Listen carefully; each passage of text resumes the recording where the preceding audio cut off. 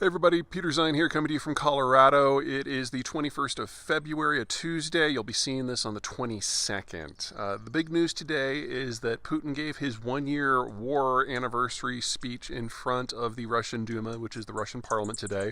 And it was pretty obvious he was pretty cheesed off about a whole lot of things, but the two big takeaways. Number one, Russia has now formally withdrawn from the START treaty.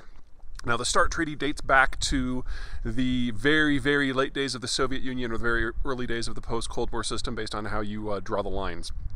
I believe it was ratified in 1990, and it is the original major strategic arms reduction treaty, and it is the core of not just the entire disarmament and non-proliferation regime, in my opinion, but it is also the core of the entirety of the American-Russian diplomatic relationship. Because if you can't agree that you can share a planet, then everything else is kind of the details. And so there was a START 1 and a START 2 and a START 3 and a START 4 and various agreements, not just in the nuclear field, but conventional weapons that had to do with the conventional forces, and Europe treaty that regulated how many tanks each side could have, and all of them drew back to START. And the Russians have now withdrawn from every single one of them, with one exception, which was the Intermediate Range Missile Treaty, which the U.S. pulled out of.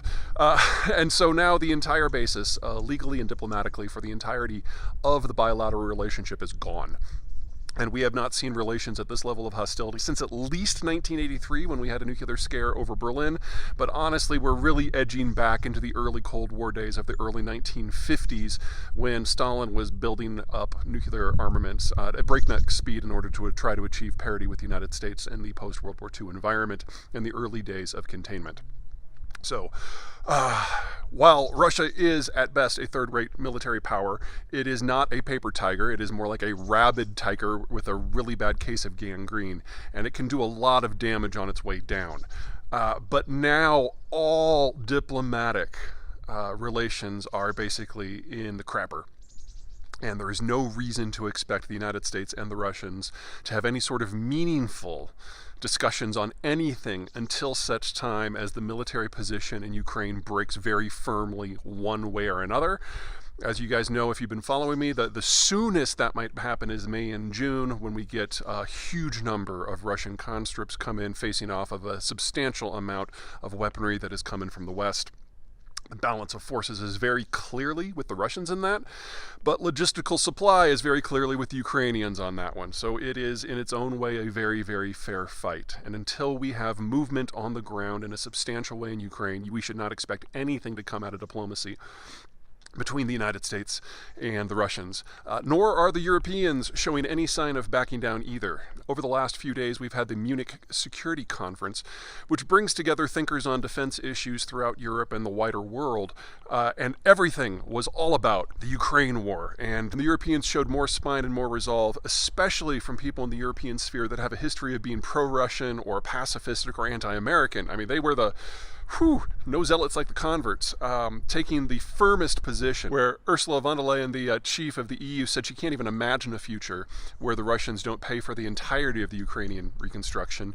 And the EU's foreign policy chief came out and said that the entire EU needs to put funds, especially joint funds, towards the operation and the expansion of ammunition lines.